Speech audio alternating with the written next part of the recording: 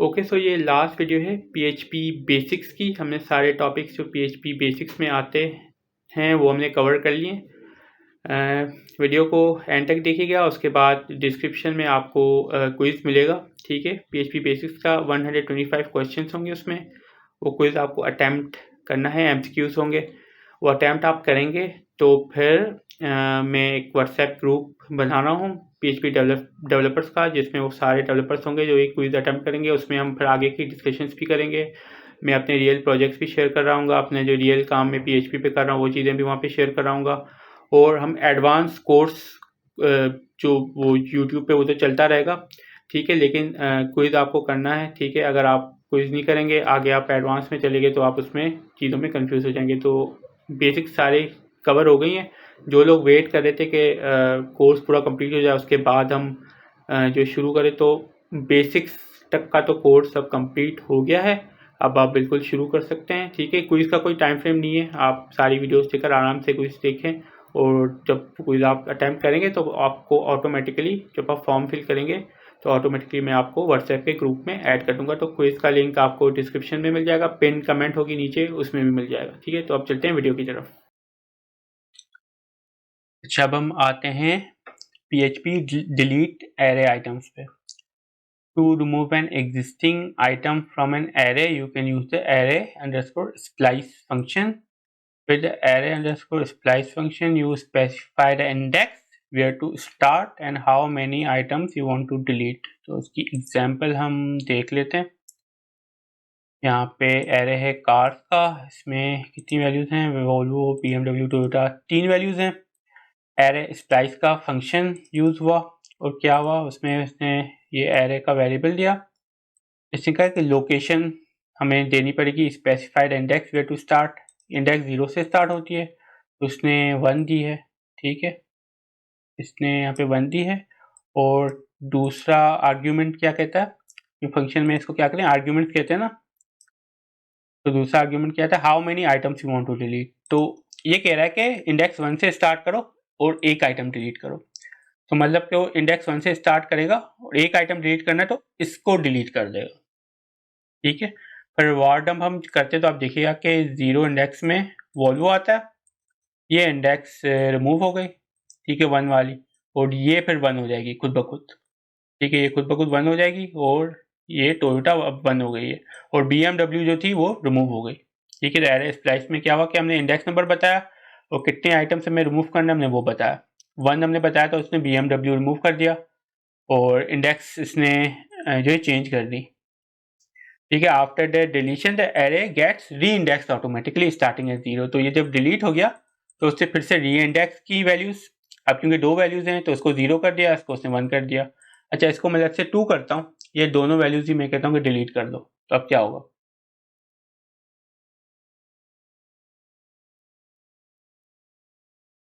तो BMW Toyota दोनों delete हो गई और सिर्फ हमारे पास वॉल्वो ही बची। अच्छा, मैं कहता हूँ 0 से स्टार्ट करो और 2 वैल्यूज डिलीट करो। मतलब यहाँ 0 इंडेक्स से स्टार्ट करो और 2 वैल्यूज डिलीट करो। मतलब कि यहाँ से स्टार्ट होगा तो ये भी 1 और ये भी 2, तो ये दोनों वैल्यूज डिलीट हो जाएंगी और हमारे पास टोयोटा बचेगी। तो हमारे पास टोयोटा ही बची। उसने फिर से इसको री इंडेक्स किया एरे को, तो टोयोटा की पहले इंडेक्स 2 थी। ये जब दोनों आइटम डिलीट हो गए, उसने एरे री इंडेक्स किया, तो अब टोयोटा एक ही बचा है इकलौता, तो उसने इसकी इंडेक्स 0 कर दी। ठीक है, यूजिंग द अनसेट फंक्शन, ये भी एक फंक्शन है। You can also use the unset function to delete existing array items.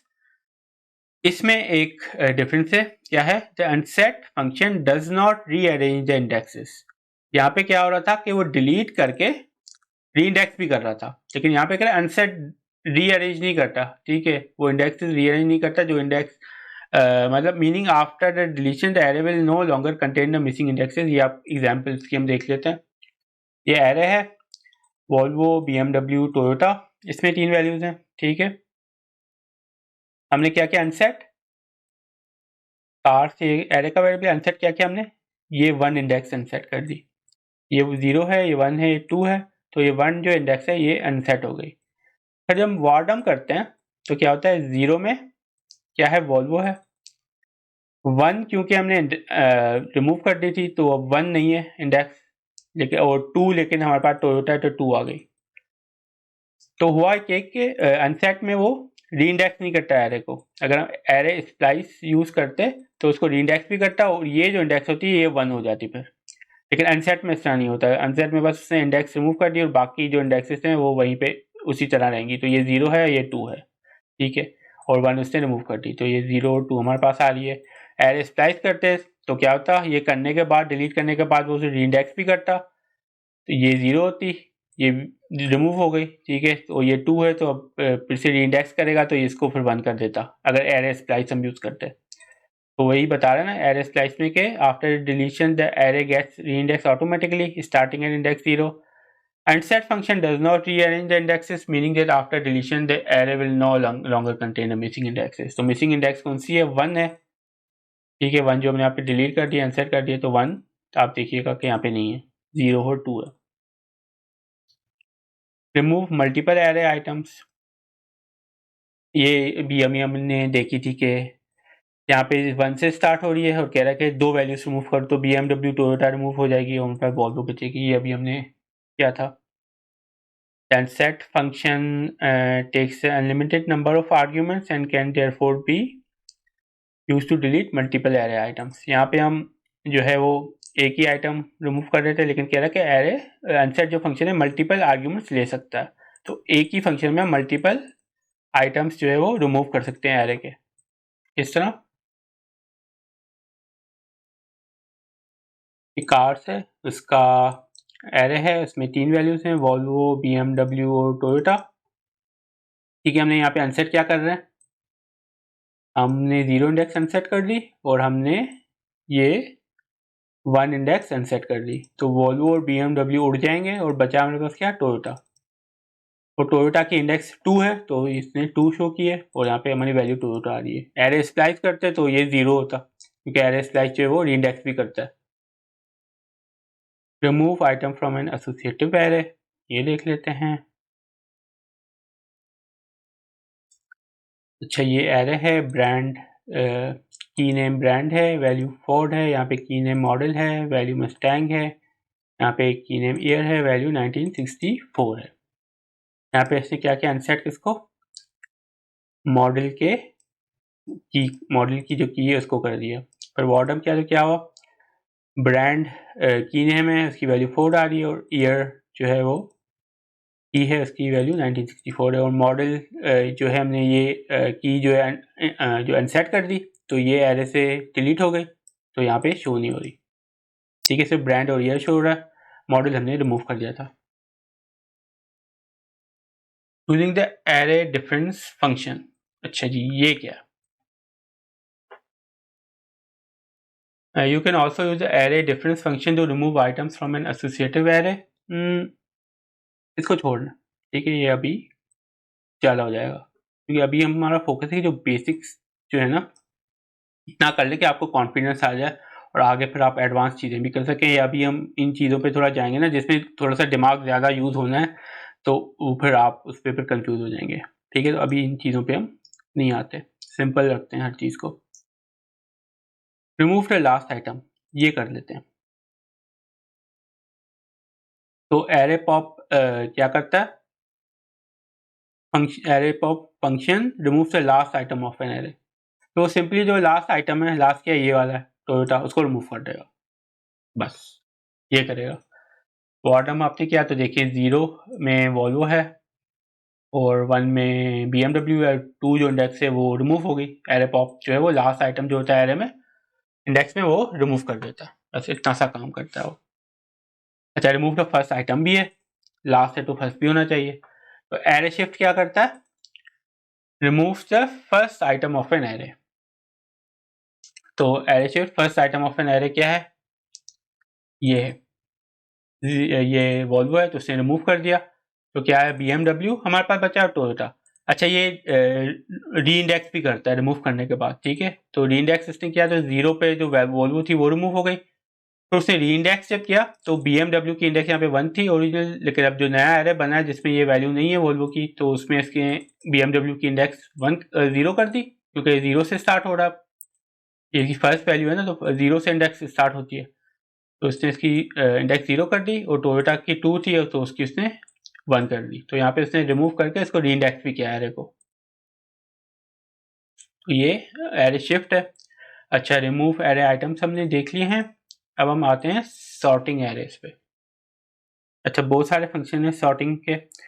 The elements in an array can be sorted in alphabetical or numerical order, descending or ascending. ये PHP sort functions हैं for arrays. In this chapter, we will go through the following PHP array sort functions. Sort है, क्या करता है? Sort arrays in ascending order.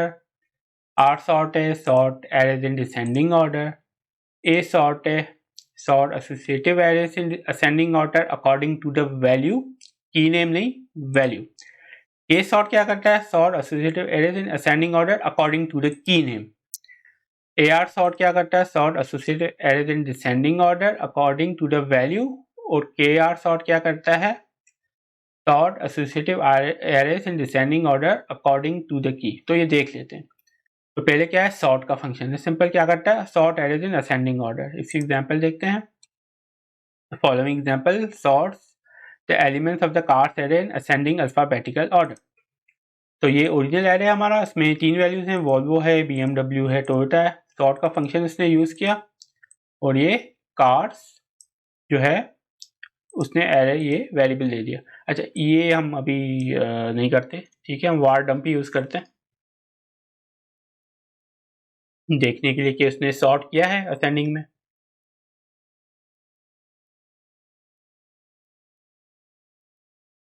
हाँ, तो अब देखें इसने सॉर्ट किया है जैसे कि इंडेक्स 0 में क्या है? BMW है, बी पहले आता है ना, फिर क्या आता है? टी आता है, तो टोयोटा सेकंड नंबर पे आ गई, इसकी इंडेक्स 1 हो गई, और फिर एंड में वॉल्वो आ गया, ठीक है। तो बी पहले आता है, टी बाद में आता है, और वी उसके बाद में आता है, तो उसने असेंडिंग ऑर्डर में सॉर्ट कर दिया। तो फॉलोइंग, अच्छा इसको मैं रिमूव कर देता हूँ, मैं वार डंप ही यूज़ करता हूँ।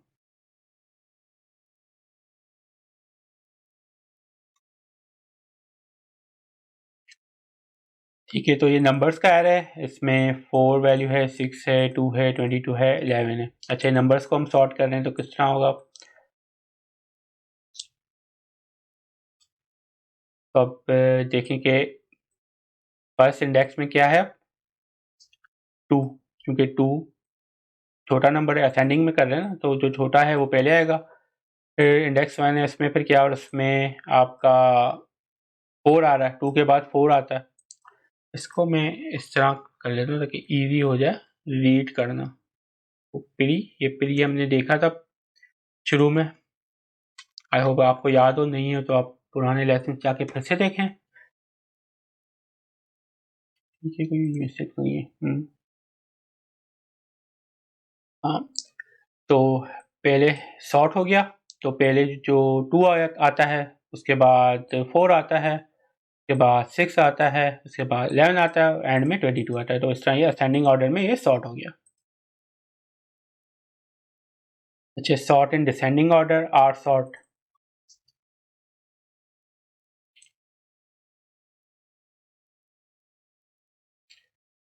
इसको ही मैं कॉपी करता हूँ, ये इस पे अभी हम इतना नहीं जाते, ठीक है। तो चलिए ये मैं इसमें आपको समझा देता हूँ कि क्या हो रहा है। अच्छा, कार्स का वेरिएबल है, एरेस में 3 वैल्यूज हैं, वॉल्वो, BMW, टोयोटा है। यहाँ पे आर सॉर्ट का फंक्शन यूज किया, तो अब क्या है, डिसेंडिंग ऑर्डर में इसको वो सॉर्ट कर देगा। अच्छा, अब क्या यहाँ पे क्या हो रहा है? सॉर्ट तो यहाँ पे इसने कर दिया, ठीक है, लेकिन यहाँ पे कुछ और भी हो रहा है। एक वेरिएबल बना है सी लेंथ का, उसमें काउंट का फंक्शन यूज हुआ है, और कार्स का इसमें एरे है, 3 वैल्यूज हैं इसमें, ठीक। काउंट का फंक्शन क्या करता है? जो आपके आइटम्स हैं एरे में उसको काउंट करता है, तो 1 2 3। तो यहाँ पे जो वैल्यू होगी वो होगी 3, और 3 जो वैल्यू होगी असाइन हो जाएगी आपके सी लेंथ के वेरिएबल को। अच्छा, यहाँ पे अब चल रहा है फॉर लूप। फॉर लूप में क्या होता है? x इज इक्वल टू 0, ठीक है। फर्स्ट दफ़ा जब लूप चलता है तो ये जो वेरिएबल होता है इसमें हम वैल्यू सेट करते हैं, ठीक है। उसके बाद हम जो है वो कंडीशन चेक करते हैं, ठीक है। x जो है, x में जो वैल्यू है इस वक्त 0 है, वो less than C length variable से लेस दैन है, एस की वैल्यू 0 है, सी लेंथ की वैल्यू अभी 3 है, तो बिल्कुल वो लेस दैन है, ठीक है। तो ये कंडीशन ट्रू होगी, ठीक है। उसके बाद ये लूप चलता है, ठीक है, उसके बाद ये लूप चलता है। ये जब लूप फिनिश हो जाता है ना, ये जब लूप फिनिश हो जाता है उसके बाद ये वाली चीज़ फिर यूज़ होती है। पहले जब फर्स्ट टाइम लूप चलता है तो ये दोनों चीज़ें होती हैं सिर्फ, ठीक है। पहले इसकी वैल्यू सेट होती है, ये एक दफ़ा ही होता है, फर्स्ट टाइम ही होता है। ये हर बार जब लूप चलने से पहले होता है और ये लूप चलने के बाद में होता है। तो फर्स्ट टाइम जब हुआ, इससे ये एक्स की वैल्यू 0 सेट की, फिर उसने चेक भी किया कि क्या जो एक्स की value less than C length variable से लेस है, जो बिल्कुल है। सी लेंथ की वैल्यू 3 है, एक्स की वैल्यू 0 है, तो ये बिल्कुल कंडीशन ट्रू हो गई। जब ट्रू हो गई तो अब लूप चलेगा। तो क्या होगा, एको होगा डॉलर कार्ड्स का वेरिएबल, और यहाँ पे डॉलर एक्स लिखा हुआ, ठीक है। डॉलर एक्स में इसकी क्या है वैल्यू, 0, तो ये इसकी रिप्लेस हो जाएगी 0 से।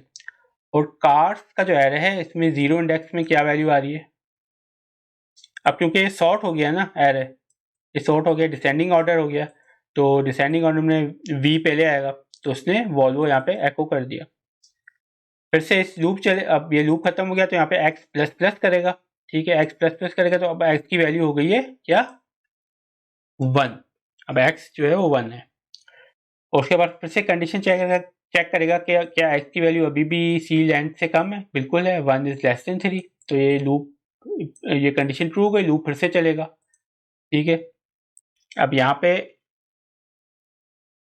डॉलर एक्स था ना, लूप फिर से चलेगा, यहाँ पे फिर एको क्या होगा, ये एरे है, ये डॉलर एक्स है, डॉलर एक्स की वैल्यू क्या है, 1 है, ठीक है। अब इसकी वैल्यू 1 है, तो यहाँ पे 1 रिप्लेस होगा, ठीक है। 1 इंडेक्स में, क्योंकि अब ये सॉर्ट हो चुका है, ठीक है, ये सॉर्ट हो चुका है, ये ओरिजिनल एरे ये नहीं रहा, ये डिसेंडिंग ऑर्डर हो चुका है।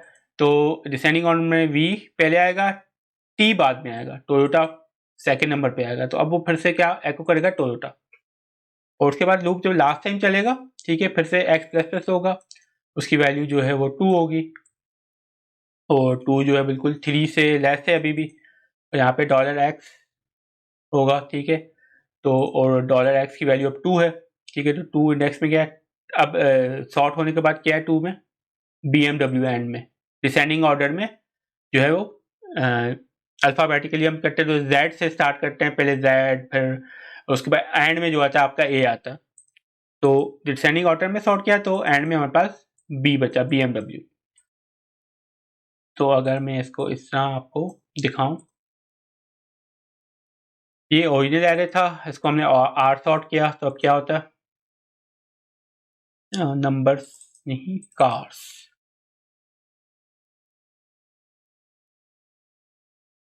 ठीक है। अब आर सॉर्ट करने के बाद पहले वोल्वो ही वैल्यू आएगी, क्योंकि वी डिसेंडिंग ऑर्डर में पहले आता है, फिर टोयोटा आएगा, फिर BMW आएगा, फिर टोयोटा आएगा, टी से स्टार्ट हो रहा है, एंड में फिर BMW आ गया। तो एरे आप देखेंगे डिफरेंस है, ओरिजिनल में वोल्वो BMW टोयोटा है, फिर आर सॉर्ट, उसने जब डिसेंडिंग ऑर्डर में इसको सॉर्ट किया तो फिर वोल्वो आया, फिर टोयोटा आया, ठीक है, टोयोटा उसके बाद सेकेंड नंबर पे आया, उसके बाद BMW एंड में।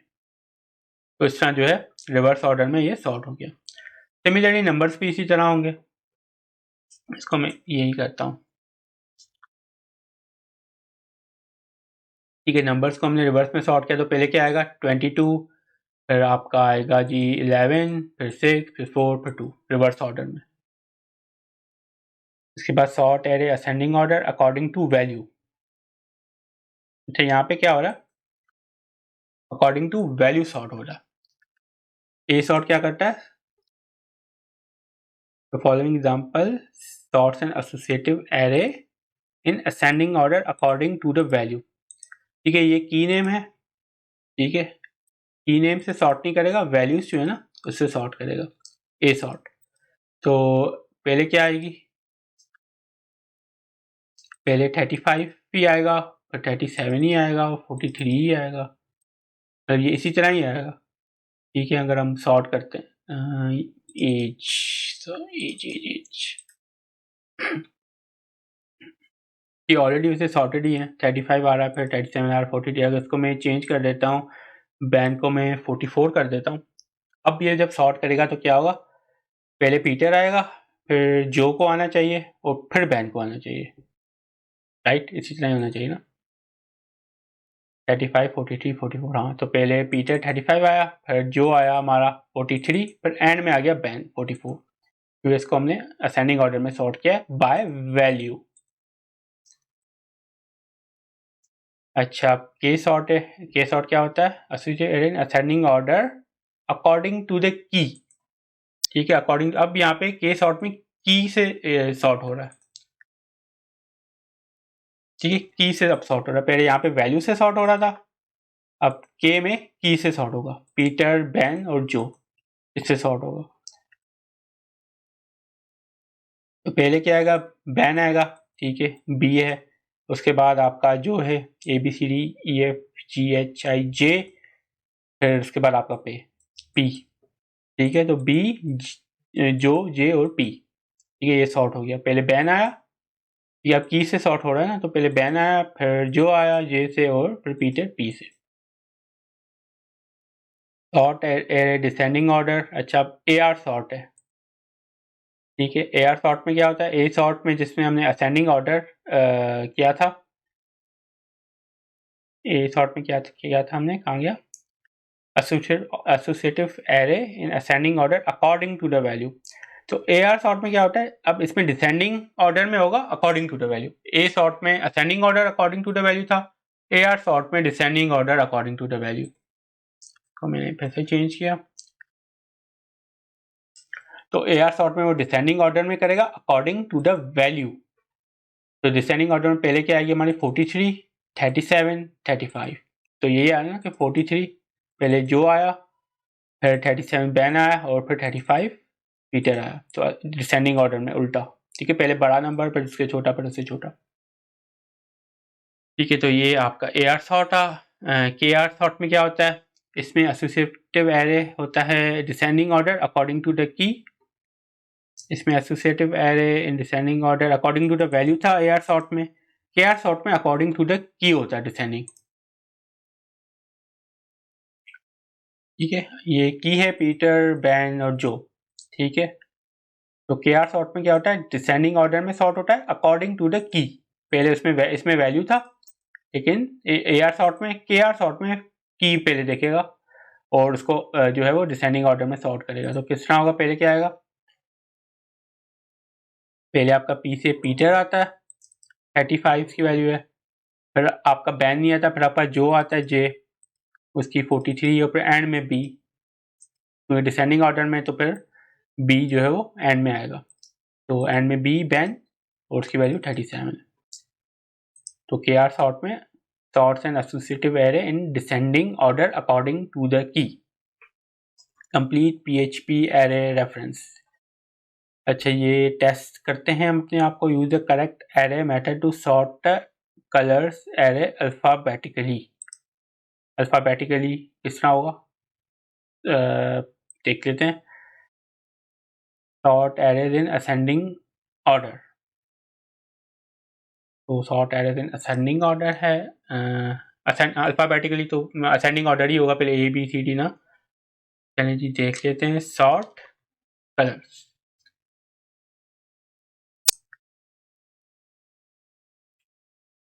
ये हो गया करेक्ट। तो फिर दूसरी एक्सरसाइज देखते हैं, इसमें क्या है, use the correct array method to sort the colours array descending alphabetically. Descending का क्या था, r sort, r sort descending alphabetically colours, ये भी करेक्ट है। फिर नेक्स्ट एक्सरसाइज कौन सी है, use the correct array method to sort age array according to the values. तो sort A according to the value, A sort हम use करेंगे, अकॉर्डिंग टू द वैल्यू है तो ए सॉर्ट होता है, अकॉर्डिंग टू द की होता है तो के सॉर्ट होता है। तो ये ठीक है, ये भी ठीक है।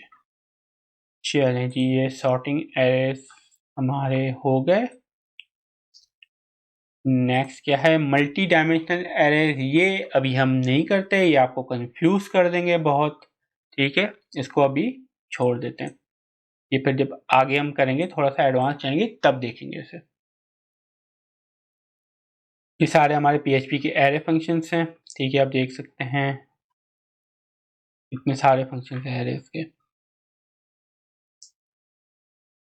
तो उनको बस एक बार रीड कर लीजिएगा, ठीक है, ऐसे ही कि आपको पता चल के आप क्या क्या कर सकते हैं एरेस से, मतलब एरेस के साथ आप क्या क्या कर सकते हैं। तो ये आप ऐसे रीड कर लें, बिल्कुल पढ़ना चाहे ज़रूर पढ़ें, लेकिन एटलीस्ट रीड ज़रूर कर लें ताकि आपको आइडिया हो जाए कि क्या क्या चीज़ें हम एरेस के साथ कर सकते हैं। अच्छा, तो एरेस का हमारा चैप्टर पूरा हो गया है। अब हम आ जाते हैं हमारे लास्ट चैप्टर पर, जो है PHP सुपर ग्लोबल रेजेक्स को अभी हम नहीं करेंगे, ये भी थोड़ा सा एडवांस हो जाएगा आपके लिए। हम सुपर ग्लोबल्स देख लेते हैं थोड़े से, ठीक है। उसके बाद होगा एक क्विज आपका, ठीक है, जो भी हमने पढ़ा है उस सब का, ठीक है, उस सब का एक क्विज होगा, वो मैं नीचे लिंक दूंगा, वो क्विज आप करेंगे। क्वेश्चंस उसमें आई बिलीव के 100 के करीब शायद क्वेश्चंस हों, और 70% आपके पासिंग मार्क्स होंगे। वो टेस्ट आप लोग करेंगे, ठीक है, और उसमें पास होंगे तभी मैं आगे चलूँगा एडवांस लेसन्स की तरफ, ठीक है।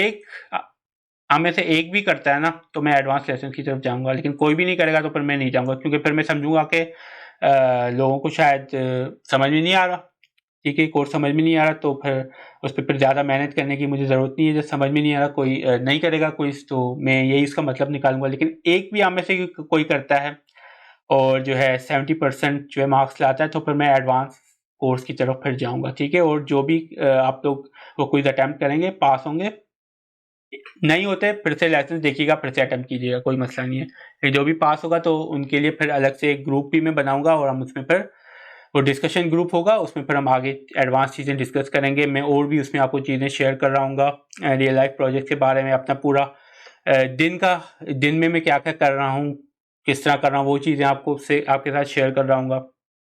लेकिन वो सिर्फ उन लोगों के लिए जो ये पूरा कोर्स देखेंगे और एंड में जो फाइनल क्विज है वो अटेम्प्ट करेंगे, ठीक है। एक भी बंदा करता है तो मैं उसके लिए एडवांस कोर्स बनाऊंगा, कोई भी नहीं करता तो फिर ऑब्वियसली फिर मैं तो यही समझूंगा कि कोई किसी को फ़ायदा नहीं हुआ, इसलिए किसी ने अटेम्प्ट नहीं किया, ठीक है। तो अभी हम PHP मतलब एक कोर्स मतलब एडवांस भी जाऊंगा, लेकिन फिर ये होगा कि जैसे मैं वीकली अभी लेसन्स कर रहा हूँ ना, तो फिर उस तरह पे नहीं करूँगा। फिर मुझे जब टाइम मिलेगा, जब मेरा मूड होगा, तो मैं एक वीडियो बनाकर अपलोड कर दूंगा फॉर फ्यूचर, किसी को अगर फ्यूचर में ज़रूरत पड़ती है। लेकिन आप में से अगर कोई लोग कर लेते हैं, एक भी कर लेता है, तो फिर मैं इसी तरह स्केड्यूल जो है वो मेरा, फिर हम थोड़ा सा एक हफ्ते में 2-3 लेसन्स भी करेंगे, फिर हम थोड़ा स्पीड के साथ जाएंगे, ठीक है। लेकिन वो तभी मैं एडवांस की तरफ तभी जाऊँगा जब आप लोग क्विज अटेम्प्ट करेंगे। एक भी क्विज अटेम्प्ट करता है तो मैं उसके लिए कोर्स बनाऊंगा, ठीक है। कोई भी नहीं करता तो फिर किसी के लिए भी नहीं बनेगा, क्योंकि फिर मतलब आप अटेम्प्ट करेंगे तो फिर मुझे पता चलेगा ना कि वाकई ही कुछ समझ में आया है, मैंने जो उतनी मेहनत की है तो लोगों को वाकई समझ में आया है, लोगों ने एंजॉय किया, लोगों ने क्विज अटेम्प्ट किया, उनको समझ में आई ये चीज़, तो समझ में आएगी तभी मैं आगे फिर एडवांस की तरफ जाऊँगा ना। किसी को समझ में नहीं आएगा, कोई अटेम्प्ट नहीं करेगा, कोई इंटरेस्ट नहीं लेगा, तो फिर ऑब्वियसली फिर मैं उस स्पीड से फिर वीडियोस नहीं बनाऊंगा। फिर आराम आराम से जब भी मेरा मूड होगा तब बनाऊंगा, और फ्यूचर में शायद कुछ मंथ्स के बाद शायद किसी को हेल्प हो जाए, किसी को उसकी ज़रूरत पड़े, ठीक है। लेकिन आप चाहते हैं कि कंटिन्यू रहे तो वो क्विज अटैम्प्ट ज़रूर कीजिएगा, ठीक है। और एक भी करता है, सिर्फ एक आप में से एक बंदा बंदी जो भी है वो करता है ना, तो मैं उनके लिए एडवांस कोर्स बनाऊंगा, ठीक है। पर उनके लिए बनेगा, एक भी करता है कोई, ठीक है, एक एटलीस्ट मुझे चाहिए, ताकि किसी एक को भी अगर फ़ायदा हो रहा है ना तो दैट्स गुड, ठीक है। मैं अगर मेरे इतनी मेहनत करने के बाद किसी एक को भी फ़ायदा हुआ, एक ने भी सीखा है, तो वो मेरे लिए बहुत बड़ी बात है, ठीक है। तो मैं उनके लिए फिर मेहनत करूँगा। लेकिन आई होप कि आप जो भी देख रहे हैं वीडियोस वो अटेम्प्ट सारे करेंगे। एनीवेज, हम अब PHP ग्लोबल वेरिएबल्स की तरफ जाते हैं। Some predefined variables in PHP are super globals, which means that they are always accessible, ठीक है। PHP के अपने वेरिएबल्स होते हैं, पहले से बने होते हैं, हमें बनाने नहीं पड़ते, regardless of scope. And scope हमने ऊपर पढ़ा था ना, फंक्शन जब हम बना रहे थे तो स्कोप हमने देखा था वहाँ के, वो ग्लोबल वेरिएबल्स भी हमने ऊपर किए थे।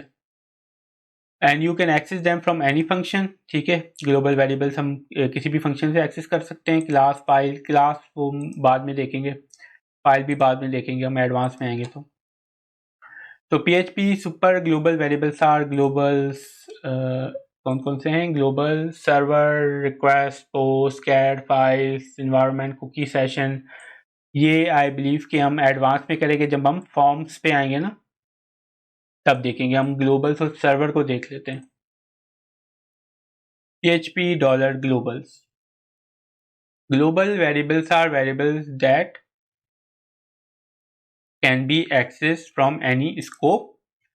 Variables of the outermost scope are automatically global variables and can be used by any scope. Example, inside a function. To use a global variable inside a function, you have to either define them as global with the global keyword or refer to them by using the global syntax. Global keyword हमने use किया था ऊपर जब हम variables के बारे में पढ़ रहे थे, लेकिन हम डॉलर ग्लोबल्स का सिंटैक्स भी हम यूज़ कर सकते हैं। This is different from other programming languages where global variables are available without specifically referring to them as global. अच्छा जी, ये हम चेक कर लेते हैं क्या। अच्छा, x इज इक्वल टू 75 है, x की वैल्यू 75 हो गई। फंक्शन क्रिएट हुआ है, फंक्शन का कीवर्ड, उसका नाम, कोई आर्ग्यूमेंट नहीं है, ठीक है। फंक्शन यहाँ पे स्टार्ट हुआ, यहाँ पे एंड हुआ। एको क्या कर रहा है? डॉलर ग्लोबल्स का वेरिएबल है और उसमें ये इसकी जो की है x, ठीक है, ये इसको एको कर रहा है और यहाँ पे हम फंक्शन कॉल कर रहे हैं। अच्छा, यहाँ पे सेमी कॉलन आपने देखा होगा, उससे नहीं डाला। अच्छा, लास्ट में जो स्टेटमेंट होता है ना, तो उसमें सेमी कॉलन डालना जरूरी नहीं होता PHP में, ठीक है। अच्छा, रन किया उसने तो वैल्यू क्या आई? 75। जिस तरह ये फंक्शन कॉल हुआ उसने एको किया डॉलर ग्लोबल एक्स। अब डॉलर ग्लोबल एक्स कहाँ पे डिफाइन तो कहीं है ही नहीं, ठीक है, लेकिन क्योंकि ये PHP का फंक्शन है, ठीक है, ऑलरेडी डिफाइन है, ठीक है। और यहाँ पे dollar x is equal to 75 हमने एक वेरिएबल बनाया हुआ और उसी को हम एक्स को हमने यहाँ पे कॉल किया हुआ, ठीक है। तो वैल्यू जो हम यहाँ पे देंगे एक्स की, और इस एक्स को अगर हमें यहाँ पे जो है, अगर हम इस तरह करते हैं, ठीक है, इस तरह करते हैं, ठीक है, एक्स इजिकल टू 75 हमने ऊपर डिफाइन किया फंक्शन से बाहर, ठीक है। तो अब क्या होना चाहिए? इसको रन करेंगे तो 75 की वैल्यू आनी चाहिए, नहीं आई ना, क्योंकि ये इसके स्कोप से बाहर है, ठीक है। ये स्कोप से बाहर है, फंक्शन के अंदर नहीं है, ठीक है। एक्स की ये वेरिएबल फंक्शन के अंदर नहीं है, इसके स्कोप से बाहर है। तो अगर हम बाहर के जो वेरिएबल्स को हमें एक्सेस करना है तो हम दो तरीके से हमने देखा था कर सकते हैं कि हम ग्लोबल का कीवर्ड यूज़ करेंगे और वो जो ऊपर वेरिएबल है, ठीक है, ठीक है, वो यहाँ पे हम लिख देंगे इसका नाम, तो ग्लोबल डॉलर एक्स, ठीक है। अब हम जब एको करेंगे डॉलर एक्स तो क्या होगा? तब उसने 75 प्रिंट कर दिया, ठीक है। एक तो ये तरीका, तो कोई जो फंक्शन से बाहर हमने कोई वेरिएबल डिफाइन किया है उसको हमें एक्सेस करना है तो हम ग्लोबल का कीवर्ड यूज़ करते हैं और उस वेरिएबल का नाम यूज़ करते हैं, उसके बाद हम उस वेरिएबल में जो वैल्यू है इसको एक्सेस कर सकते हैं। एक ये तरीका होता है, एक ये तरीका होता है कि हमने डॉलर ग्लोबल्स का वेरिएबल यूज़ किया और जो वेरिएबल का हमने नाम है एक्स, वो हमने यहाँ पे ये जो है इंडेक्स की नेम है उसमें डाल दिया। यहाँ पे भी अब 75 वैल्यू आ गई इसकी। In PHP you get nothing or an error when referring to a global variable without the global syntax। ये भी अभी हमने देखा था कि हमें कुछ जो एको नहीं हुआ था, ठीक है, अभी हमने देखा था। You can also refer to global variables inside function by defining them as global with the global keyword। ये भी अभी हमने देखा, बिल्कुल सेम यही चीज़ अभी हमने की थी। Create global variables created in the outermost scope। outermost scope मतलब ये, ठीक है, सबसे जो फंक्शन से बाहर, लूप से बाहर, जो हम सबसे बाहर जो हम वेरिएबल्स जो हम सेट करते हैं उनको हम बोलते हैं outermost scope. Are global variables either if they are created using the global syntax or not, ठीक है। तो ये x इजिकल टू 100, ठीक है, ये ग्लोबल वेरिएबल बन गया हमारा, ठीक है। इसको हम कॉल करेंगे तो हम इस तरह कॉल कर सकते हैं, डॉलर ग्लोबल हम लिखेंगे और उस वेरिएबल का नाम, ठीक है। तो ये हमने डॉलर एक्स यहाँ पे डिफाइन किया, ठीक है। यहाँ पे हम एको कर रहे हैं, वो 100 यहाँ पे आ रहा है। ये भी हम डॉलर ग्लोबल यूज कर रहे हैं। जैसे क्या बोला है, using the dollar global syntax or not. तो हमने तो ऐसे ही नॉर्मल इसको सेट किया है, लेकिन जब हम डॉलर ग्लोबल्स यूज करते हैं उसमें वेरिएबल का नाम देते हैं तो तब भी वो हमारा एको हो जाता है। तो डॉलर ग्लोबल्स जो है, इसको मैं मजीद की प्रॉपर डेफिनेशन देखता हूँ क्या कहता है। Dollar Global's is an array for globals, dollar Global's is an array that contains all global variables. ठीक है, बेसिकली एरे है, ऑटोमेटिकली ये पीएचपी क्रिएट करता है और जो भी हम वेरिएबल्स बना रहे होते हैं ना, वो ऑटोमेटिकली इसमें चले जाते हैं। ठीक है, एरे होता है, ठीक है, और जो भी हम वेरिएबल्स बना रहे होते हैं तो वो वेरिएबल्स, उनकी की, वेरिएबल का जो नाम है उनकी की जो है वो इसमें आ जाती है और उसकी वैल्यू जो होती है वो भी इसमें आ जाती है। तो ऑटोमेटिकली जो है वो इस एरे में हम जो वेरिएबल्स बना रहे होते हैं उनकी वैल्यूज आ जाती है। ठीक है, Global's is an array that contains all global variables. ये आगे यहीं पे हमने ऊपर ही यही था ना। Globals is an array that contains all global variables. Create global हो गया, वेरिएबल कंटेंट inside a function belongs only to that function. कहाँ पे थे?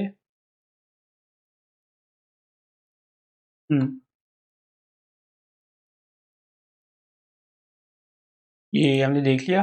ठीक है, तो variables created inside a function belongs only to that function. ठीक है, जो ये एग्जांपल देखते हैं, but you can create global variables inside a function by using the global syntax. अच्छा, ये थोड़ा सा ना कंफ्यूजन मेरे ख्याल में आप लोगों को हो जाए इसमें। हम क्या करते हैं, हम सिंपल सा जो हम पीछे ऊपर ग्लोबल का कीवर्ड यूज कर रहे थे ना, आप इस पे फोकस करें सिर्फ। ठीक है, ठीक है, इस तरह अगर कोई भी आपको ग्लोबल वेरिएबल जो आपने फंक्शन के बाहर वेरिएबल बनाया ना, उसको अगर आपको एक्सेस करना है तो आप अंदर ग्लोबल का कीवर्ड लिखेंगे, उस फंक्शन का नाम, उस वेरिएबल का नाम लिखेंगे। ठीक है, और फिर उसको बस एक्सेस कर देंगे, सिंपल सी बात।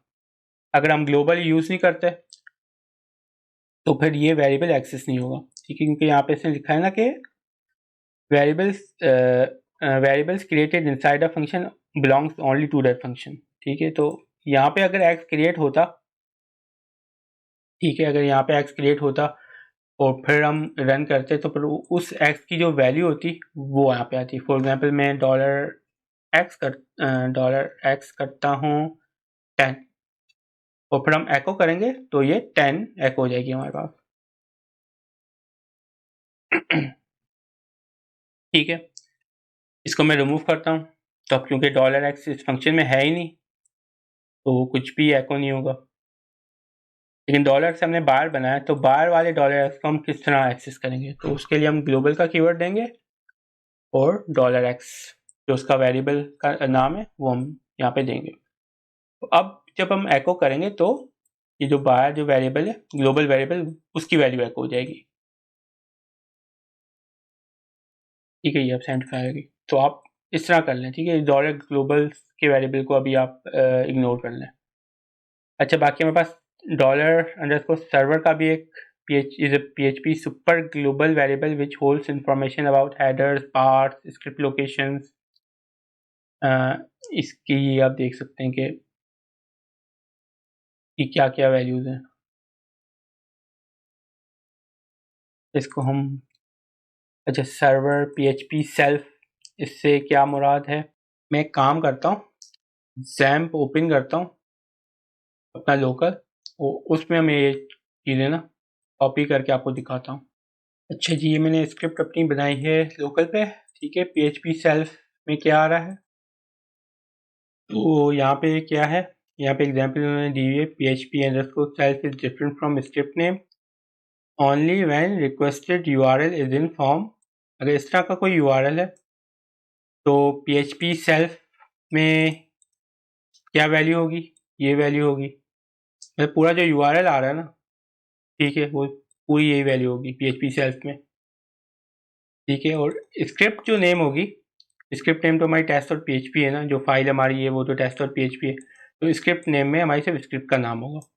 PHP सेल्फ में पूरा URL होगा, जो भी URL हमारा एड्रेस आ रहा है ऊपर आ रहा है वो होगा, और स्क्रिप्ट नेम में जो स्क्रिप्ट चल रही है पीछे, ठीक है, पीछे जो एक स्क्रिप्ट चल रही है उसका नाम आ रहा होगा।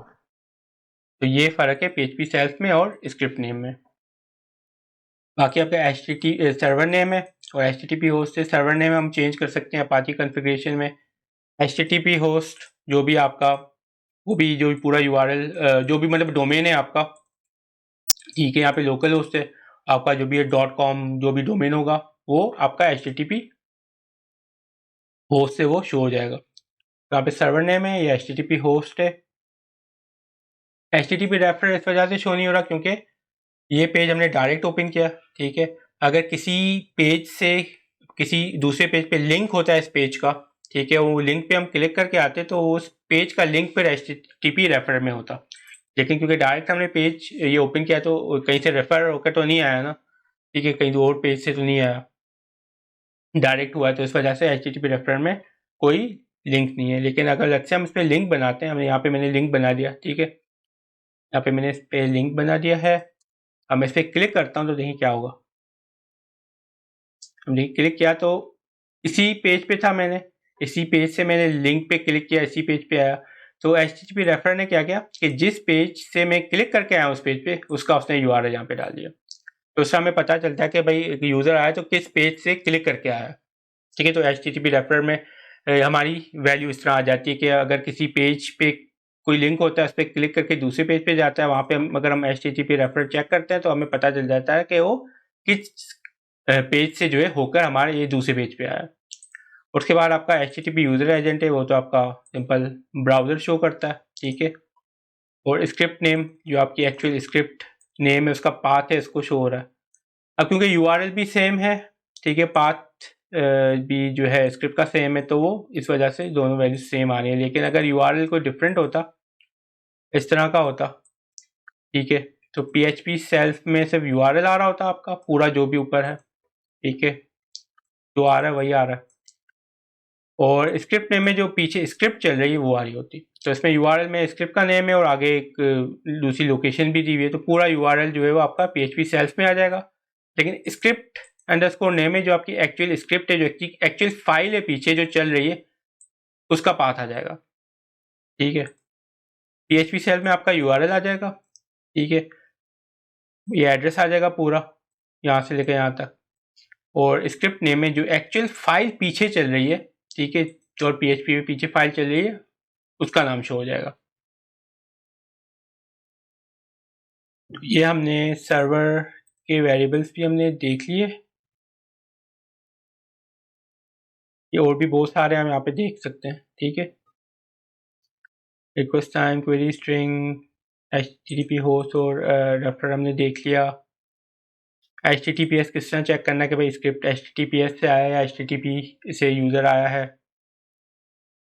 IP एड्रेस हमें यहाँ से मिल सकता है, और पोर्ट, बाकी बहुत सारी चीज़ें हम इसमें देख सकते हैं। रिक्वेस्ट मेथड, अगर कोई फॉर्म हम सबमिट करते हैं तो उसका क्या रिक्वेस्ट मेथड है, वो पोस्ट है, गेट है, वो हम आगे चीज़ें करेंगे। लेकिन ये अभी हमने सारी चीज़ें देख ली हैं, और ये आप और भी देख सकते हैं कि और हम ये सर्वर का एरे है उसमें, और हम कौन सी जो है वो कीज़ हैं, की नेम्स हैं, सारी कीज़ है ना, तो उनकी क्या क्या वैल्यूज़ जो हैं उनकी क्या क्या वैल्यूज़ होती हैं, वो हम आप इस तरह अगर सब अपना लोकल पे ही सेट करके, वो हम नेक्स्ट एडवांस लेसन में कर रहे होंगे। लेकिन हम फिर ये सारी चीज़ें देख सकते हैं कि और क्या क्या सर्वर का जो वेरिएबल है, सुपर ग्लोबल जो वेरिएबल है वो, और क्या क्या हमें एक्सेस देता है, क्या क्या हम चीज़ें और मज़ीद दे सकते हैं, टाइम भी देख सकते हैं यहाँ पे, ठीक है। तो उसमें काफ़ी चीज़ें हम कर सकते हैं।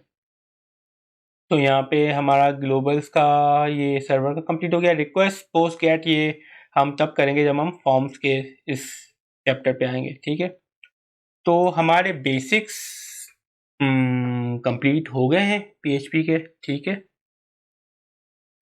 तो अब क्विज होगा नीचे डिस्क्रिप्शन में आप देखिएगा, ठीक है, लिंक होगा, तो उस क्विज को अटेम्प्ट करें कोई एक भी अटैम्प्ट करेगा तब भी फिर एडवांस में जो है वो मैं आगे लेक्चर्स दूंगा, ठीक है।